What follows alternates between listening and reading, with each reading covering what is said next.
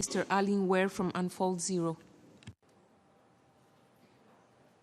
Members of delegations, Your Excellencies, I take the floor on behalf of Unfold Zero, Basel Peace Office, World Future Council and Parliamentarians for Nuclear Non-Proliferation and Disarmament to comment on the issue of financing of and investments in the production of nuclear weapons and their dedicated delivery systems.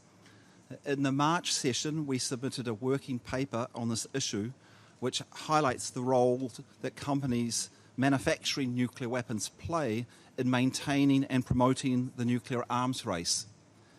We noted that legislators and civil society members in nuclear possessor states are taking actions in attempts to cut the $100 billion annual nuclear weapons budget and reallocate these funds to areas of social, economic and environmental need, but that in most places they are unable to compete effectively with the lobbying power of the nuclear weapons companies.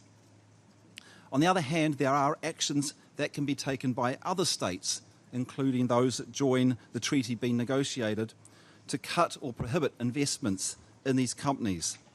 This would help delegitimise the nuclear arms industry and give support to efforts in nuclear possessor states to cut nuclear weapons budgets.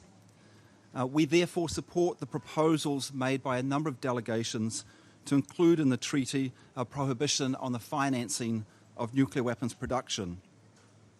We take note of the concerns of some countries that the details for implementing such a prohibition are complicated and probably beyond the scope of these current negotiations.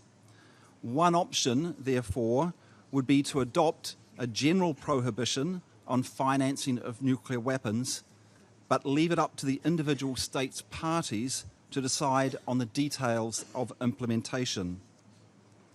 Another option is to maintain the current draft text, which makes it prohibited for states' parties to, I quote, assist, encourage or induce in any way anyone to engage in any activity prohibited to a state party under this convention, end quote.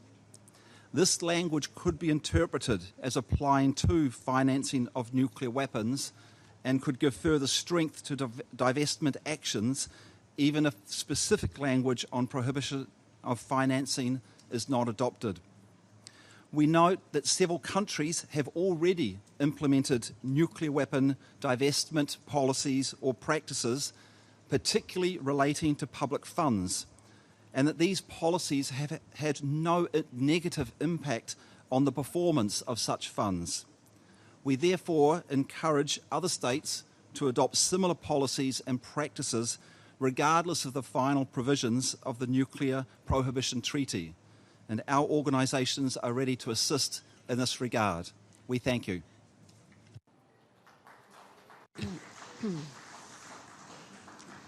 I thank Mr. Alyn Ware.